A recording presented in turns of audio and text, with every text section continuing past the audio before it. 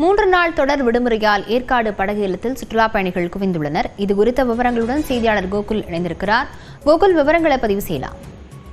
சேலம் மாவட்டம் ஏற்காட்டிற்கு தமிழ்நாடு மட்டுமின்றி பாண்டிச்சேரி, கர்நாடகா உள்ளிட்ட பல்வேறு பகுதிகளில் இருந்து சுற்றுலா பயணிகள் வந்து செல்கிறார்கள். குறிப்பாக விடுமுறை தினங்களில் அதிக அளவில் சுற்றுலா பயணிகள் வந்து செல்வது வழக்கம்.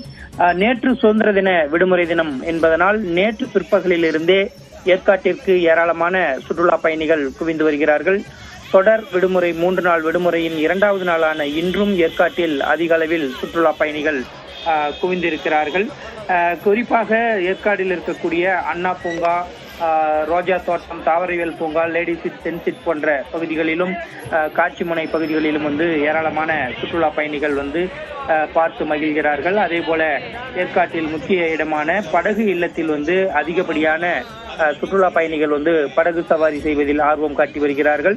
அங்கு அந்த படகு சவாரி செய்வதற்கான டிக்கெட்டுகளை பெற்றுக்கொண்டு மிக நீண்ட நேரம் வரிசையில் காத்திருந்து பயணம் செய்யக்கூடிய ஒரு சூழல் ஏற்பட்டிருப்பதனால் அந்த படகு இடம் பகுதியில் அதிகப்படியான கூட்டம் இருக்கிறது. இதே போல ஏற்காட்டில் உள்ள பல்வேறு பகுதிகளிலும் தொடர்ந்து சுற்றுலா பயணிகள் சுற்றி பார்த்து அங்கு இருக்கக்கூடிய இதமான அந்த சீதோஷ நிலையையும் கண்டு ரசித்து மகிழ்ச்சியில் இருக்கிறார்கள். லாவண்யா, விவரங்களுக்கு நன்றி கோகுல்.